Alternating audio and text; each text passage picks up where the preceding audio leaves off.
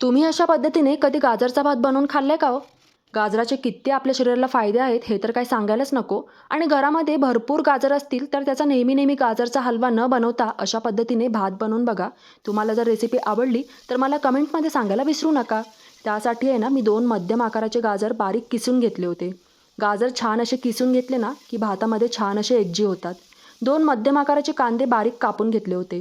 टोपामध्ये तेल छान गरम केलं आणि जिऱ्याची फोडणी दिली.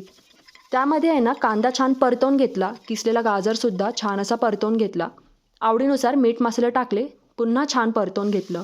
स्वच्छ धुतलेला तांदूळ 10 ते 15 मिनिटं मी भिजत ठेवला होता. तो सुद्धा त्याच्यामध्ये टाकला आणि सर्व छान असं परतवून घेतलं. तांदूळ असा भिजवून त्याच्यामध्ये मसाले भाताला वापरला ना, की छान सुटसुटीत मसाले भात तयार होतो. आणि सर्व छान असं परतवून झालं, की त्याच्यामध्ये आहे ना, गरम पाणी टाकलं. आणि नंतर आहे ना, वाफेवरती छान असं शिजवून घेतलं. तर आहे ना, इथे चमचमीत असा हा गाजराचा भात आहे ना, जवळजवळ 10 ते 15 मिनिटामध्ये तयार होतो. आणि खरंच खूप छान लागतो चवीला. अप्रतिम असा हा गाजरचा भात नक्की बनवून बघा तुम्ही पण. तर इथे गरमागरम वाफाळलेला गाजरचा भात तयार झालेला आहे. त्यानंतर आहे ना, पूर्ण झाकण ठेवून वाफेवरती पुन्हा असा भात शिजवून घेतला.